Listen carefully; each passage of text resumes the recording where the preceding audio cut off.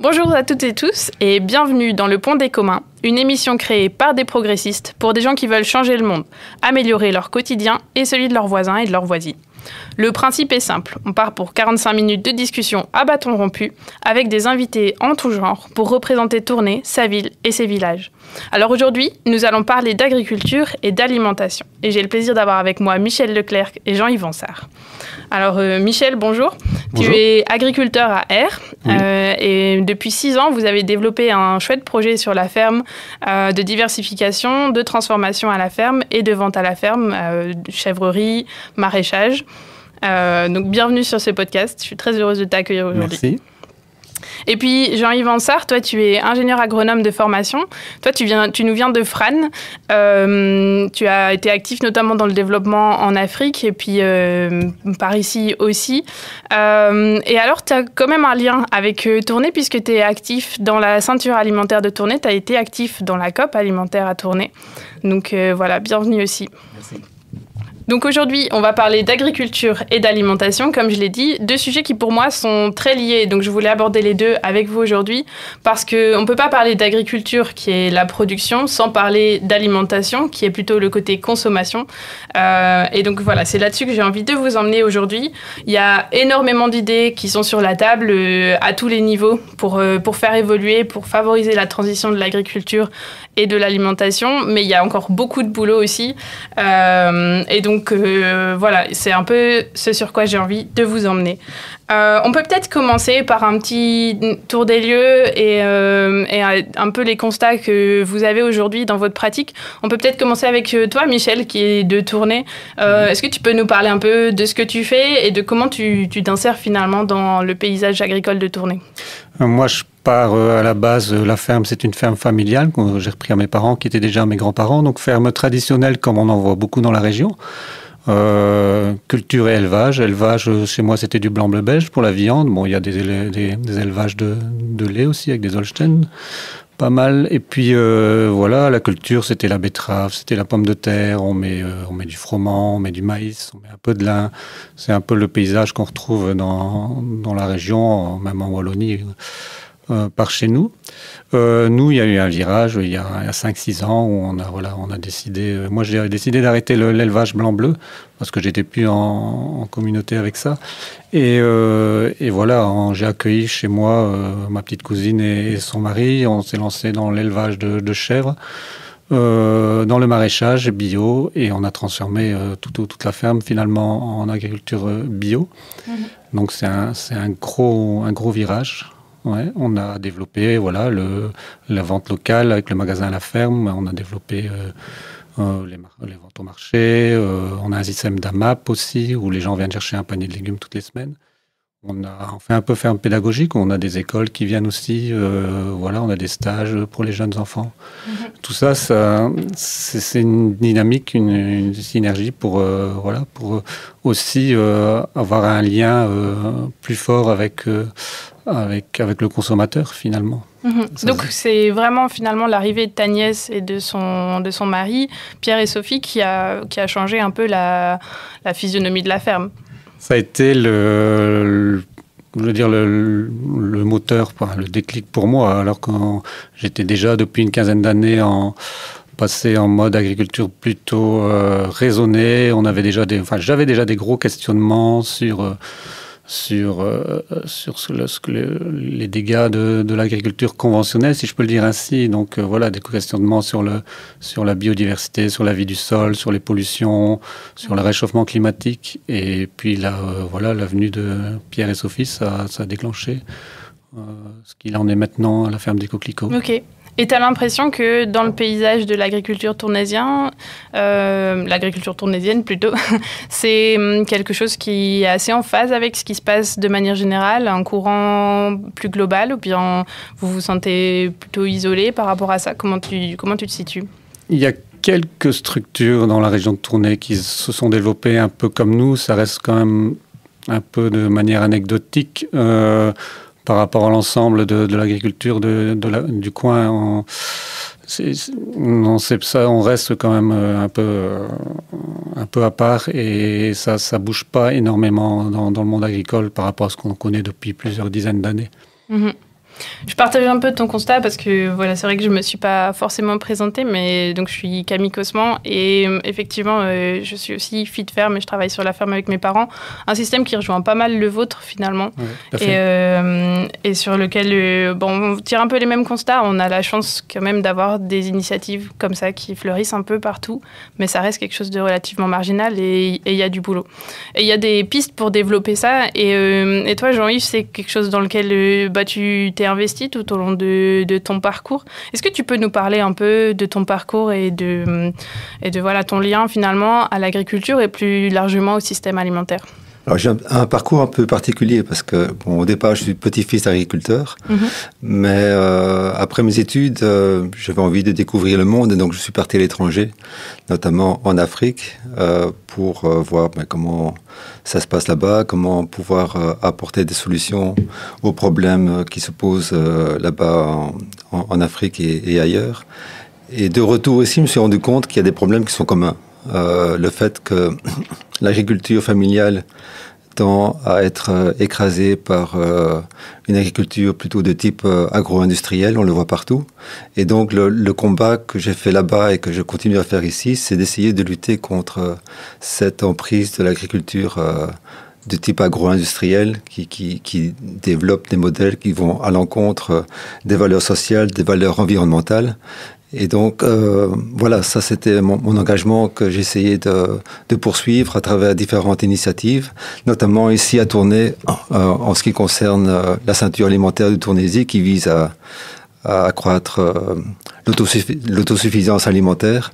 Et donc là, on réfléchit de manière plus globale en se disant qu'est-ce qui peut amener aux petits producteurs de pouvoir avoir une plus-value intéressante, c'est de favoriser la consommation locale. Et donc, vraiment, l'objectif de la ceinture, c'est d'essayer de rapprocher le consommateur du producteur et de pouvoir créer des débouchés qui sont intéressants au niveau des productions agricoles locales. Donc ça, c'est vraiment ce qui est recherché à travers la ceinture alimentaire. Et ça se traduit par quel genre de débouchés, du coup, dans ce qui est travaillé pour le moment par la ceinture? Alors, notamment au niveau des cantines collectives. Donc, on a travaillé au niveau des écoles, des hôpitaux, des homes, etc. Donc, tout ce qui est cantine collective pour essayer de trouver des débouchés qui soient intéressants pour tous les produits maraîchers qu'on trouve ici dans la région, dont ceux qui sont produits par Pierre et Sophie et Michel, donc voilà, et d'autres agriculteurs bio. Donc il y a toute une démarche qui est faite pour essayer de trouver des débouchés intéressants au niveau des cantines collectives. Donc il y a tout un travail de sensibilisation qui est fait auprès des cantines, auprès des élèves, les parents d'élèves, pour les sensibiliser à consommer local. Et tu dirais qu'aujourd'hui, c'est une initiative qui porte ses fruits dans le paysage tournaisien ou qui commence son développement? Enfin voilà, comment tu... Alors, il y a pas mal d'enjeux et de défis qu'il faut relever. Pour pouvoir changer les habitudes de consommation des gens, ce n'est pas évident.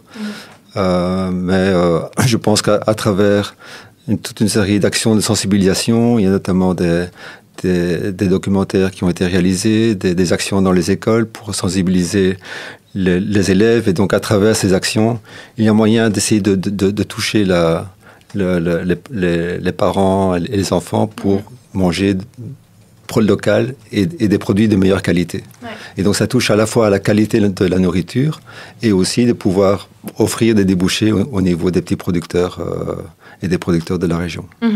Et donc ici on a beaucoup parlé de Tournai par la ceinture alimentaire, par l'expérience de la ferme chez Michel, mais toi tu es de Frasnes, donc tu es candidat en tout cas à Frasnes, donc c'est aussi un de tes territoires de prédilection. Et est-ce que tu partages un peu les constats de Michel sur l'agriculture sur la commune de Frasnes? Tu as l'impression que les enjeux sont globalement les mêmes, ou qu'en tout cas le paysage agricole il est similaire? Les enjeux sont identiques et le constat il est le même. Je pense que quand on voit la manière dont les schémas agricoles ont évolué depuis plusieurs dizaines d'années jusqu'à maintenant, c'est assez préoccupant.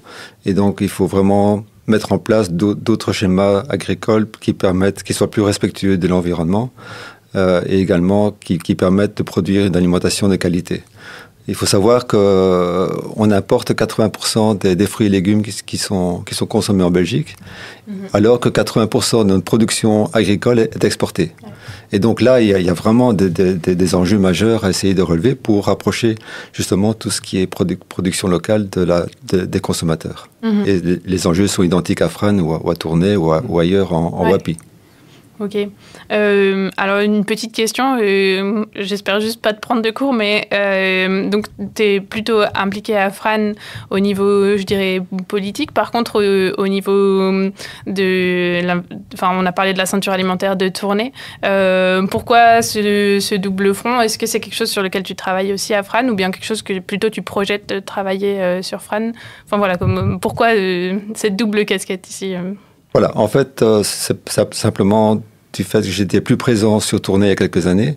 Ah oui, et maintenant, je suis plus du côté de Frasnes, étant donné que je suis également impliqué dans une nouvelle coopérative qui s'appelle Les Enfants des Milles, qui est une ferme florale. Et donc, on produit des fleurs pour les fleuristes locaux.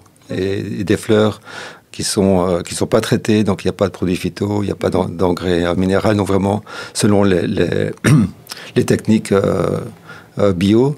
Et voilà, donc maintenant je suis impliqué dans cette initiative-là, qui est également très palpitante et intéressante. Et qui touche à un autre volet du coup de l'agriculture, qui n'est pas forcément le côté alimentaire dont on parlait jusqu'ici, mais qui est aussi finalement une belle diversification et une démarche de relocalisation finalement de la production, qu'elle soit alimentaire ou plus largement, là tu parles de fleurs, mais ça peut toucher aussi la question du bois ou tout ce qui est finalement vivant et qui se cultive. Absolument, parce que l'origine, la base de tout, c'est le sol vivant. Ouais. Le sol qui nous nourrit, et donc c'est un de mes combats également depuis toujours, c'est de protéger le sol. Le sol est porteur et nourricier, et il faut qu'il reste nourricier. Et donc il faut tout mettre en place pour le protéger, pour qu'il reste vivant, alors que les techniques agricoles qu'on utilise pour l'instant ne sont pas trop respectueuses du sol, quoi, hein. Donc voilà, il faut essayer de mettre en place. C'est intéressant que tu parles des sols, ça m'amène un peu à l'élément suivant que je voulais aborder. On a dressé un petit peu un état des lieux finalement de ce qu'est l'agriculture autour de chacun de vous et de ce que sont les systèmes alimentaires. J'ai envie de vous poser la question maintenant pour vous, c'est quoi les enjeux prioritaires auxquels l'agriculture doit faire face? Alors à deux niveaux, il y a les enjeux qu'elle subit, entre guillemets, avec lesquels elle doit faire et qui peut-être n'étaient pas présents avant. Et puis aussi les enjeux auxquels on attend une réponse de la part de l'agriculture. Alors voilà, ça se rejoint un peu, c'est un peu large comme question. Je pense que vous avez des idées plein la tête et que vous en ferez quelque chose d'intéressant. Mais les enjeux agricoles de demain, c'est tout simplement pouvoir nourrir le monde entier sainement et durablement. À savoir que voilà, il y a des gros problèmes qui arrivent. On a la pollution, on a l'acidification des océans, on a le réchauffement climatique. L'agriculture conventionnelle est responsable de 20 à 30% du réchauffement climatique sur Terre. Le réchauffement climatique, c'est quoi? On en est à 1,3 degré pour l'instant. On voit déjà toutes les dérives que ça incombe. Donc on a les feux de forêt. Il faut savoir qu'au Canada, l'année passée, c'est quand même le territoire de la Grèce qui a brûlé. On a des canicules, on a des inondations.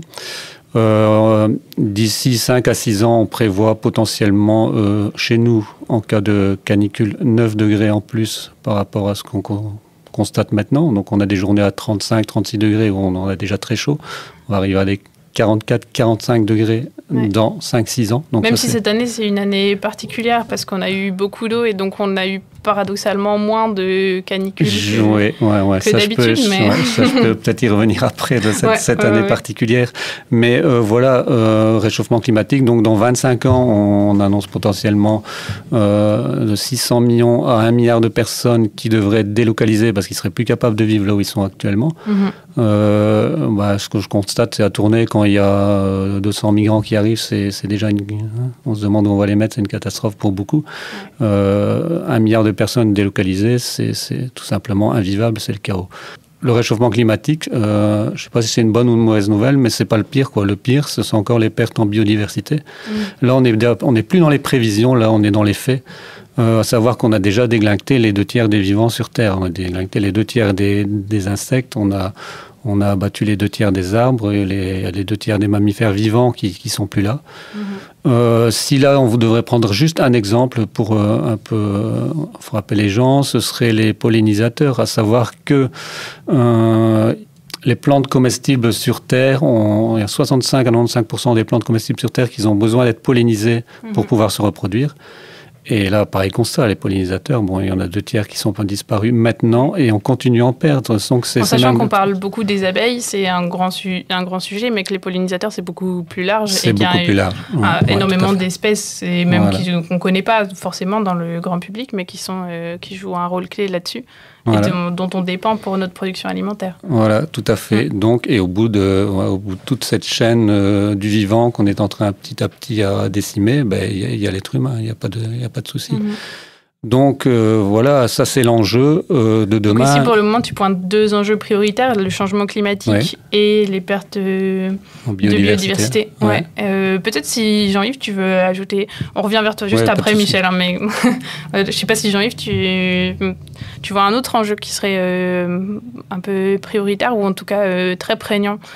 Mais quand on voit les agriculteurs chez nous, ils sont contraints avec pas mal de mesures, que ce soit au niveau administratif, que ce soit au niveau de pouvoir lier simplement les 2 bouts quand les produits agricoles ne sont pas assez valorisés.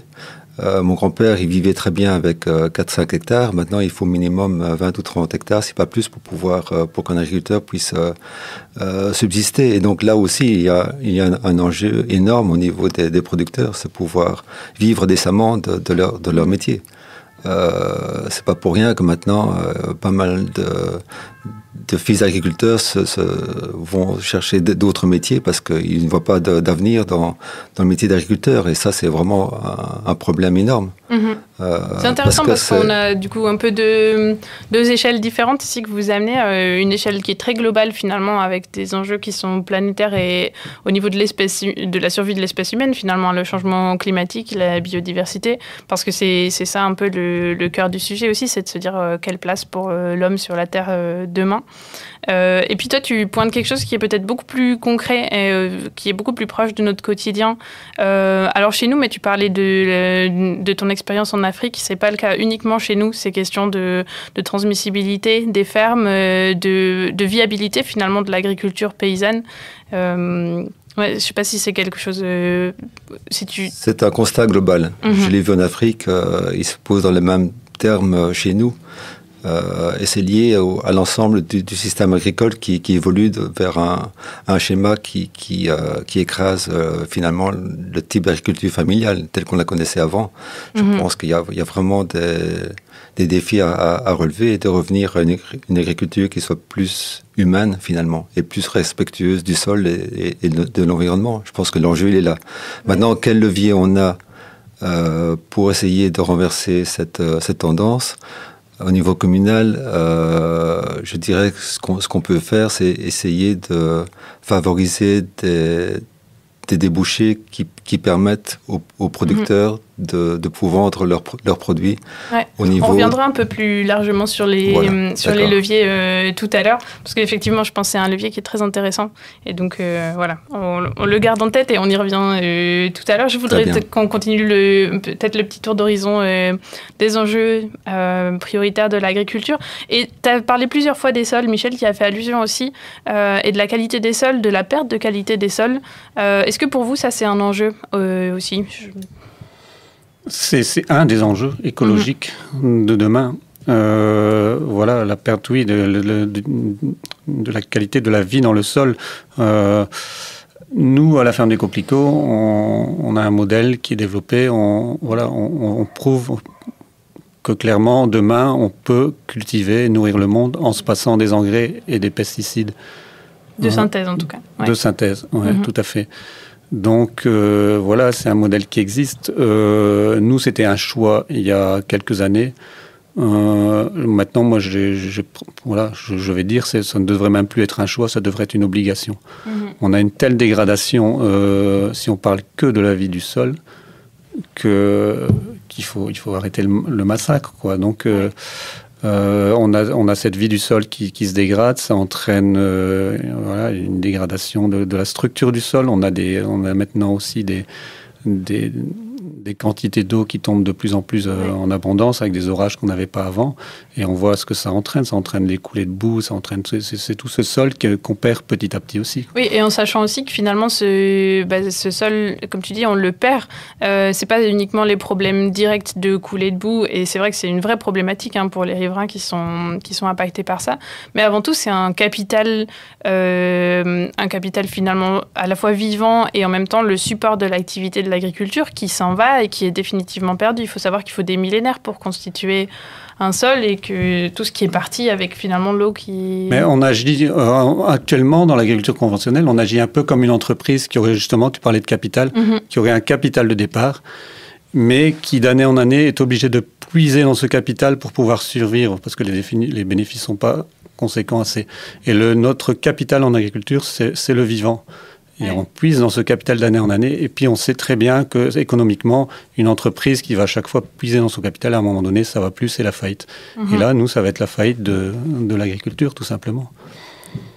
Ouais. Tu rejoins ce constat sur la question des sols, ça rejoint ce que tu t'abordais précédemment. Il est d'autant plus crucial chez nous que la Frane, c'est le centre du pays des collines. Donc, qui dit colline, dit forte déclivité et donc gros problème d'érosion en cas justement d'orage, etc. Donc, on a vraiment un gros problème d'érosion au niveau de l'entité. Et donc, je rejoins tout à fait Michel quand il dit qu'il y a un gros souci en matière de perte de sol. Un autre problème aussi, c'est tout ce qui concerne l'aménagement du territoire. Quand on voit comment le taux d'urbanisation augmente de manière un peu chaotique, il y a vraiment des choses à faire en matière d'urbanisation et de mieux penser l'habitat de manière à protéger le capital sol et le capital agricole. Ouais, donc jusqu'ici, on a parlé changement climatique, on a parlé biodiversité, on a parlé de la transmissibilité et de la possibilité de vivre finalement de l'agriculture. On a parlé des sols. Est-ce qu'il y a d'autres enjeux qui vous paraissent prioritaires? Alors, on pourrait en lister plein, donc il faudra à un moment donné qu'on s'arrête sur la question, mais voilà, si vous voulez peut-être encore en ajouter un. Je ne sais pas s'il y en a un particulier qui vous vient à l'esprit. Moi, j'en ai un qui vient en tête, c'est d'essayer, pour promouvoir l'agriculture qui soit plus respectueuse de l'environnement, de donner un différentiel plus important pour tout ce qui est produits agricoles de qualité.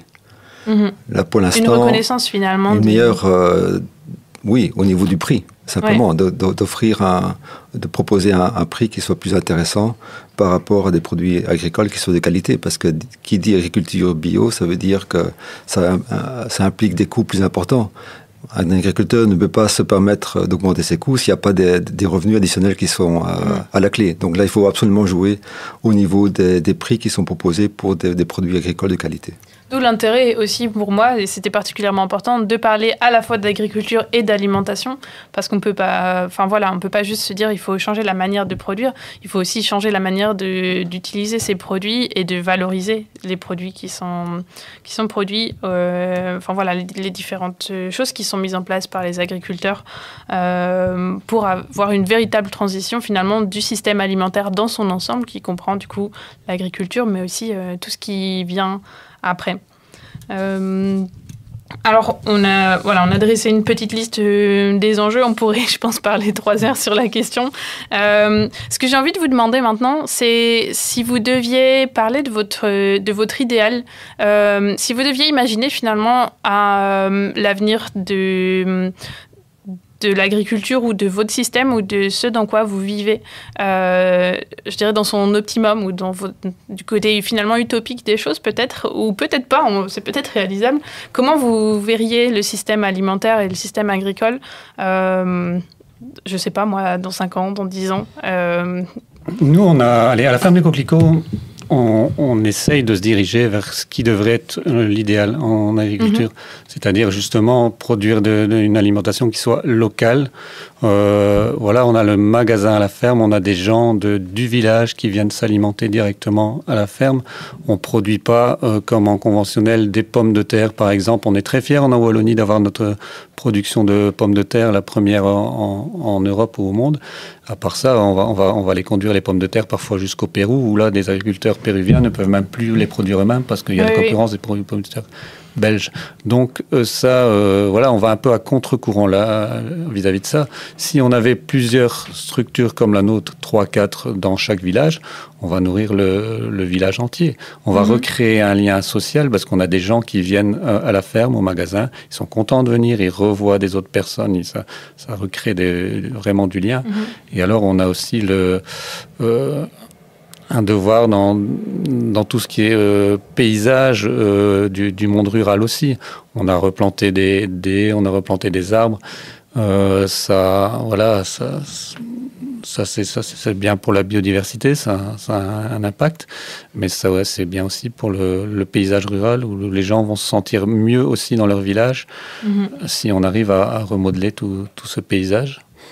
Et donc, tu penses que ton idéal, ça serait finalement que ce modèle puisse se généraliser? Ça serait un peu ça, oui. Ta vision finalement peut-être utopique ou pas, de l'agriculture? Chez nous, ça marche, donc je vois pas où serait l'utopie. Voilà, il faut faire changer les mentalités. Je pense qu'il faut. À quel niveau, quand tu dis changer les mentalités? À tous les niveaux, au niveau des producteurs, au niveau des industriels qui travaillent avec l'agriculture. Au niveau des consommateurs, il faut que tout le monde prenne vraiment conscience qu'on a besoin de changement. Pour moi, on n'est même plus dans une période où on peut parler de transition. Pour moi, la transition, c'est déjà un mot qu'il faut bannir. Parce que l'urgence, elle est là. L'urgence, elle est climatique, elle est là. C'est un peu comme si on était en guerre climatique. Sauf que le vrai danger, c'est pas Poutine, c'est pas un autre dictateur, c'est le réchauffement climatique, c'est les pertes en biodiversité. Et on devrait tous, du jour au lendemain, maintenant, dès demain, se mettre dans l'urgence et se dire qu'est-ce qu'on peut faire pour combattre cet ennemi-là. C'est pour ça que tu parles d'aller au-delà de la transition, parce que pour toi, la transition, c'est quelque chose de progressif et qu'aujourd'hui, on a besoin d'un changement plus radical. Pour moi, il est déjà trop tard pour la transition. On a des scientifiques climatologues qui nous préviennent. On a 5-6 ans maintenant pour réduire drastiquement les émissions de CO2. Donc, ça veut dire plus de 50%, 60% dans les 5-6 ans. Sinon, on va déclencher des points de rupture. Ces points de rupture vont enclencher d'autres systèmes et ça va nous conduire pratiquement au chaos d'ici 25 ans. Et après, d'ici 5-6 ans, on ne pourra plus empêcher ce déclenchement de... Voilà. Et donc, voilà, ça veut dire qu'il n'y a plus à hésiter. On devrait vraiment être dans l'urgence. Et le problème, c'est de faire comprendre aux gens que finalement, ils vont être... Ce changement-là va les rendre plus heureux qu'ils ne le sont maintenant. Et ça, c'est un sacré challenge. J'aime bien te demander ta vision utopique du monde parce que elle est toujours teintée d'un certain réalisme plutôt noir, mais qui en même temps est, je pense, très actuel et très vrai. On me reproche peut-être assez souvent d'être trop pessimiste. Après, c'est pas ma faute si être réaliste. Maintenant, aujourd'hui, c'est être pessimiste. Maintenant, le côté vraiment optimiste de la chose, c'est vraiment que si on fait ce changement, on va aller vers un monde qui sera plus désirable pour tout le monde. Parce que pour l'instant, le monde, il est quand même pas désirable. Les gens sont quand même pas heureux. On voit des burn-out, on voit des dépressions à tout va.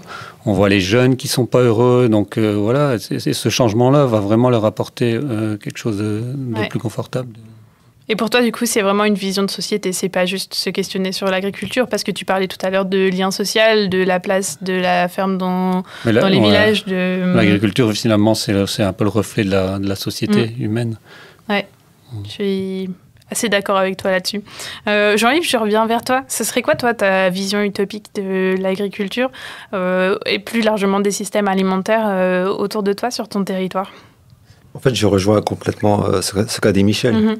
Donc, c'est revenir à une agriculture plus familiale, qui soit plus respectueuse de l'environnement, et avec des schémas qui puissent revenir vers un développement du territoire plus harmonieux. Donc, voilà, je pense que tout l'enjeu est là. Maintenant, comment le faire ? Bon, il y a différents leviers qu'on peut actionner, mais ça, on en parlera peut-être après. J'ai une petite question, parce qu'aujourd'hui, notre agriculture elle est très, très liée aux marchés mondiaux.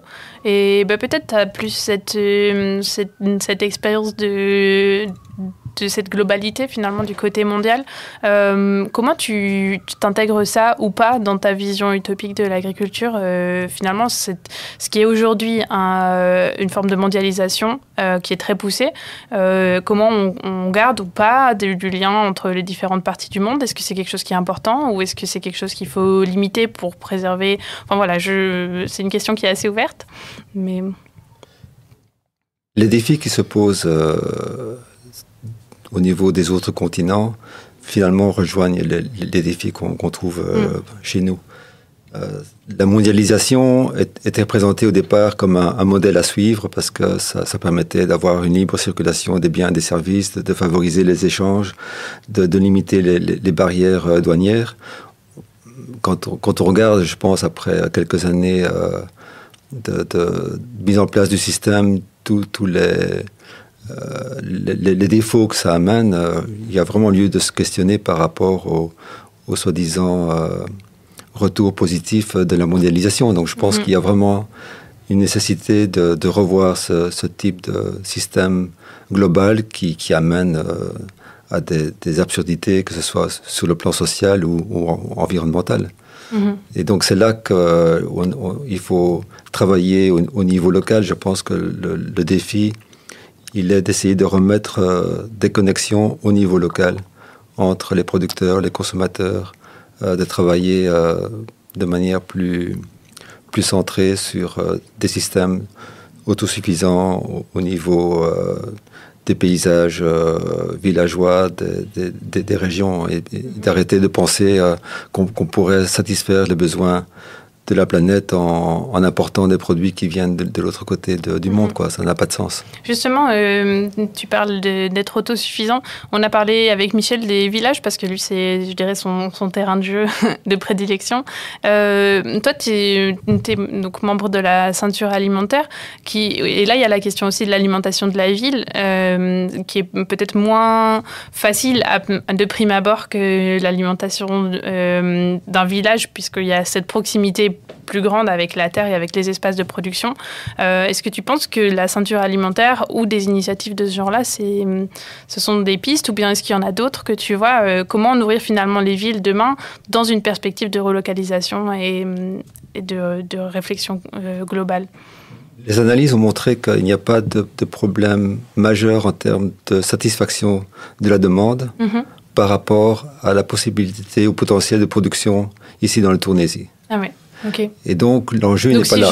L'enjeu, il est vraiment de sensibiliser les gens à se nourrir par rapport sur base de produits agricoles locaux. Donc, si je reformule ce que tu viens de dire, l'idée, c'est de se dire, aujourd'hui, avec les outils de production qui sont disponibles à tourner, on aurait la capacité, à l'échelle peut-être de la commune, de nourrir les habitants des villes et des villages avec ce qu'on produit localement. C'est ça que tu... Complètement. Ouais. Il faut savoir que 3/4 de la production céréalière, ça ne va pas pour l'alimentation humaine, c'est pour l'alimentation du bétail. Et donc, si on mettait en place des systèmes qui permettent de plus viser l'alimentation humaine, je pense que déjà là, on aurait un levier qu'on peut utiliser. C'est une question qui revient souvent, qu'on me pose souvent, parce que quand on est passé en bio, on dit oui, si demain toute l'agriculture passe en bio, on n'aura pas assez de nourriture pour nourrir le monde. À savoir que nous, on est à quoi, 25-30% de perte de rendement par rapport au conventionnel dans le bio. À savoir aussi que le gaspillage alimentaire mondial, on est à quoi, 35-40% maintenant de gaspillage alimentaire. Ouais, on est sur le même ordre de grandeur, voire même un... Ouais. Voilà. Et à savoir aussi que ça fait 50 voire 60 ans que tous les développements agronomiques pour la production ont été basés sur le chimique. Toutes les recherches ont été basées sur la chimie. Si on avait travaillé depuis 50 ans comme ça pour la production écologique, agroécologique, on l'appelle comme on veut, on serait beaucoup plus évolué maintenant. Voilà, il y a plein de solutions. Il y a les mélanges de variétés, il y a les diversités, voilà, il y a d'autres façons de travailler, de cultiver, qu'on peut même aller chercher ailleurs dans le monde. Et c'est vrai que là-dessus, il y a des pays, notamment en Europe, mais pas que, qui ont fait un vrai boulot sur la question. Je pense particulièrement à la Suisse, qui en termes d'agriculture et d'agriculture biologique, est vraiment plus avancée parce qu'ils ont identifié ça comme une priorité beaucoup plus tôt que chez nous. Et donc ça montre que c'est pas une fatalité, on n'est pas limité entre guillemets par les outils actuels, mais qu'il faut investir de l'énergie dans la recherche de solutions concrètes, quoi. J'aurais tendance à ajouter qu'il faut le faire maintenant parce que on est déjà en retard par rapport au changement climatique. Nous, il s'est passé quelque chose, c'est une petite anecdote de très grave il y a quelques semaines d'ici. Ça s'est passé pendant la période des Jeux Olympiques, donc c'est un peu passé inaperçu, parce qu'aux Jeux Olympiques, c'était important. On a gagné beaucoup de médailles, vive Remco, youpi. Il y a des priorités, tout le monde était content, évidemment. Mais ce qui s'est passé, c'est qu'on a fait la moisson. On a fait la moisson en Belgique, en France, à peu près tous au même moment. Et c'était une vraie catastrophe. Donc, on est à 30, 40, 50, 60% de pertes par rapport à une moisson traditionnelle. Et moi, l'anecdote, c'est que je me suis retrouvé un mardi soir, la moisson terminée. On avait culbuté tout le grain dans l'hangar. J'étais là tout seul dans mon hangar. Je contemplais ce saumon de grain. Et puis là, je me suis dit, j'ai eu un choc parce que je me dis, il n'y a même pas la moitié de ce qu'on devrait avoir normalement. Ouais. Donc, moi je pensais être prêt dans un modèle résilient et durable avec notre agriculture, avec la façon de travailler. Donc, on travaille depuis plusieurs années dans les mélanges, la façon de travailler. Je me suis dit, finalement, même moi, je ne suis pas prêt, quoi. Ouais, je suis pas prêt. Mon système n'est pas capable de faire face aux enjeux. Et ça, pourquoi ? Parce qu'on a eu vraiment une année vraiment catastrophique au niveau météo. Savoir que depuis fin octobre, il n'arrête pas de pleuvoir et on a battu des records de pluviométrie novembre, décembre, janvier. Je continue comme ça jusqu'au mois de juin. Ça a complètement asphyxié les sols. Ça a entraîné des maladies nombreuses. Et même nous, en agriculture bio, on n'a pas été capable de faire face à ça. Donc, c'est là l'urgence, il faut s'y mettre maintenant. Et il y a les solutions sont là. Le côté optimisme, c'est que les solutions sont là, quoi. Mais il faut les trouver, il faut les chercher maintenant. Alors, juste pour compléter le propos de Michel, les enjeux sont d'ordre, bien sûr, technique. Quand on voit la saison, les conditions météo qu'on a eues cette année, c'est épouvantable. Mais il y a également des enjeux d'ordre économique. Et là, clairement, il y a vraiment des énormes défis à relever quand on voit combien les agriculteurs sont payés actuellement pour des produits qui sont quand même de première nécessité. Il y a lieu de revoir les choses et qu'ils soient mieux rémunérés par rapport à leur travail. Effectivement. Mais justement, ça a été un peu en filigrane de tout ce qu'on a discuté jusqu'à maintenant. Il y a énormément de choses qui sont décidées au niveau politique aussi dans les systèmes agricoles et alimentaires. Et donc, je vous propose qu'on explore un peu les leviers qu'on a à ce niveau-là. Mais avant ça, je voulais faire un petit point parce qu'on a énormément de niveaux de pouvoir. C'est pas toujours évident de s'y retrouver, de savoir finalement qui décide quoi au niveau agricole. Alors, l'idée n'est pas du tout d'avoir quelque chose d'exhaustif, mais juste qu'on ait une petite idée du paysage. On sait que l'Europe et la région, ce sont quand même les deux niveaux de pouvoir qui ont un peu la plus grosse charge et le plus gros impact au niveau agricole. Et puis voilà, la province et la commune, là, c'est plutôt au niveau des territoires et donc aussi des systèmes alimentaires. On peut peut-être commencer par l'Europe. C'est quoi le rôle de l'Europe dans tout ça ?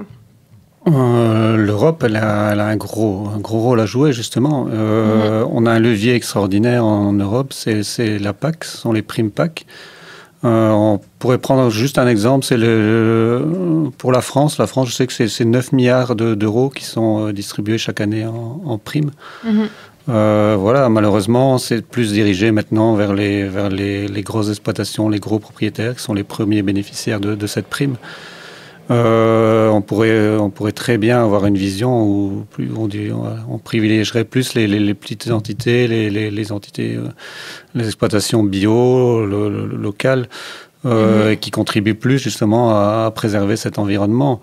On a peu fait un machine arrière l'année passée après les manifestations agricoles où on a supprimé justement, on avait 4% d'obligations de mise en jachère qui pouvaient être des mises en plantation d'arbres ou de haies qu'on a supprimé face aux revendications des mouvements de syndicats, notamment agricoles, l'année passée. Ça, c'est une machine arrière, c'est regrettable. Donc pour toi, il y a vraiment un gros boulot à faire à ce niveau-là, au niveau de l'Europe déjà. Oui. Mais On peut peut-être continuer avec la région qui finalement est la déclinaison plus locale de ce qui est décidé au niveau de l'Europe. Jean-Yves, tu peux nous en parler un peu? Oui, là, au niveau régional, ils ont des leviers qu'ils peuvent actionner. Notamment, je citerai l'exemple d'appuis dont la ceinture alimentaire a bénéficié, notamment à travers un projet qui s'appelle Relocaliser l'alimentation.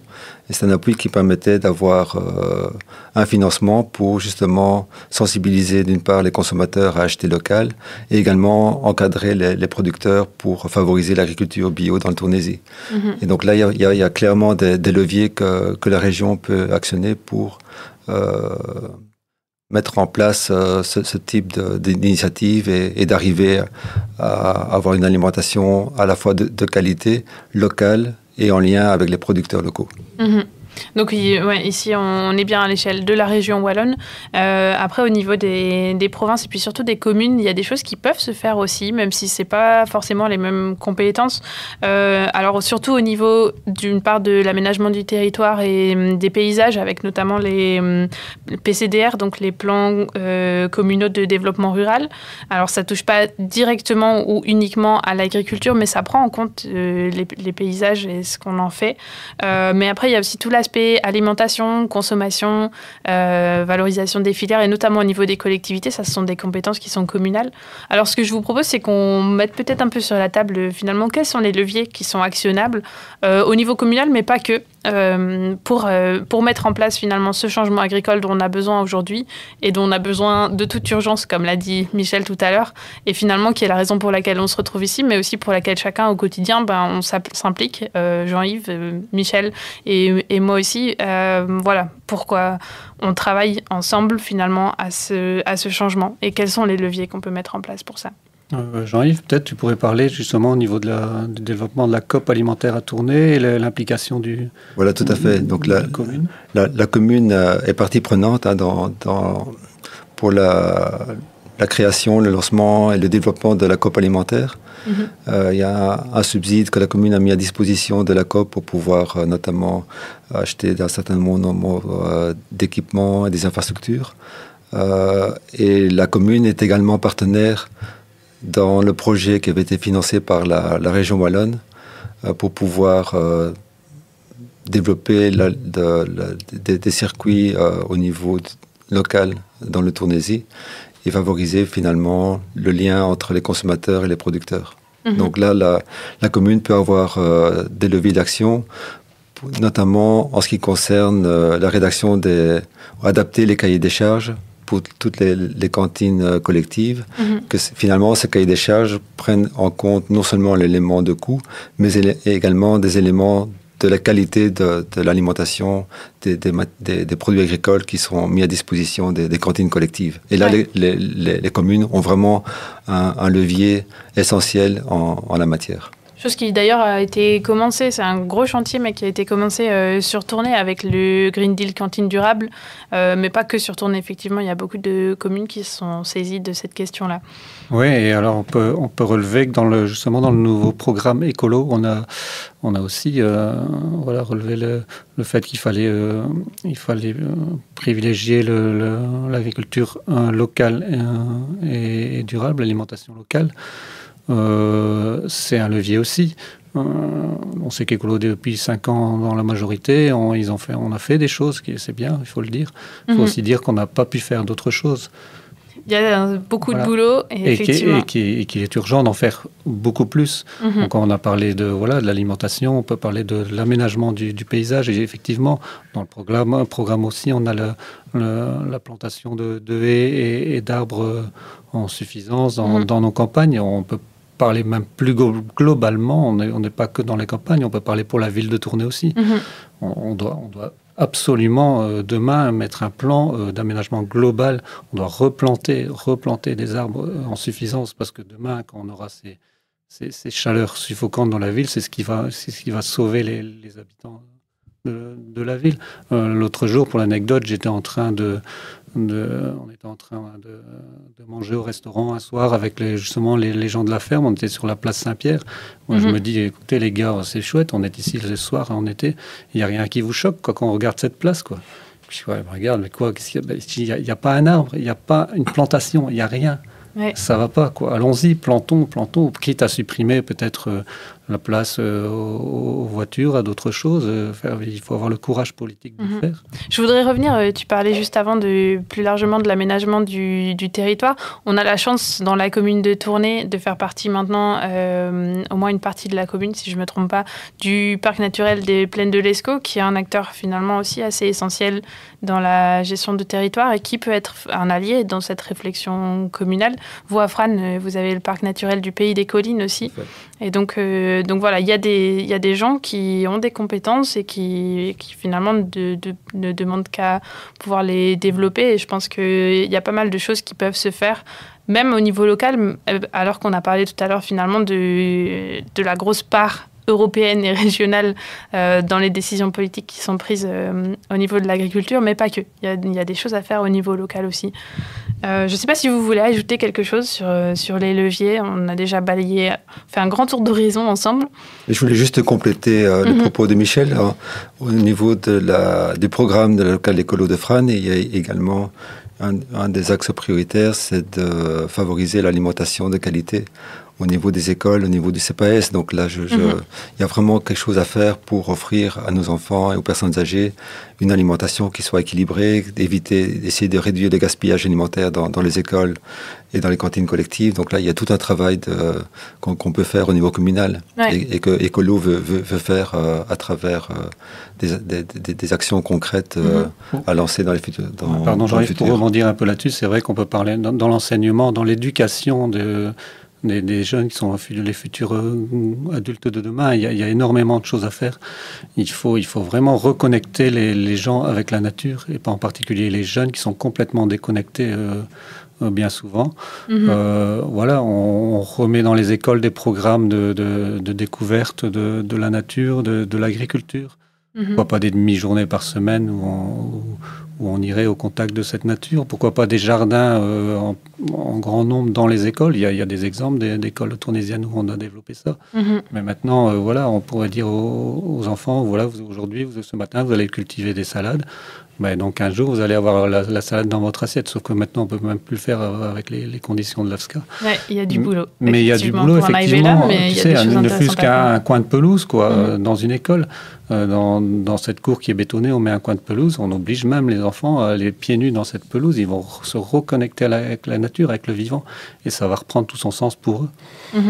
C'est intéressant ce que tu dis là, et j'ai envie de rester peut-être là-dessus pour clôturer ce podcast. Finalement, ce que tu nous dis, c'est qu'au-delà de l'aspect purement alimentaire, au-delà de l'aspect purement productif, c'est une question de santé publique, c'est une question de bien-être de tous. C'est finalement une question fondamentale pour chacun d'entre nous et pas que pour les agriculteurs. Et donc voilà, ça montre que l'agriculture, c'est au cœur finalement du vivant, parce que c'est la base de la vie, de pouvoir se nourrir et de pouvoir se nourrir correctement. Et donc voilà, il y a beaucoup de choses à faire là-dessus. Je vous remercie d'avoir été là aujourd'hui avec moi. Si vous voulez ajouter un petit mot de la fin, c'est le moment. Mais sinon, moi je veux dire juste en conclusion, voilà, c'est vraiment prendre conscience, au-delà de l'agriculture, c'est de la société entière, que nous sommes entourés de vivants. Nous ne sommes pas seuls sur Terre. Il faut arrêter de croire que les humains ils sont seuls et puis que le reste, ça n'existe pas. Ouais. Et chaque acte que l'on pose maintenant, qu'il soit politique ou autre, il devrait être réfléchi en se disant, voilà, mais bon sang, qu'est-ce qu'on fait avec ce qui nous entoure, quoi, qu'il soit végétal ou animal? Quelles conséquences ça a sur le monde qui nous entoure? Ça, c'est très important. Merci. Jean-Yves, tu voulais ajouter encore quelque chose?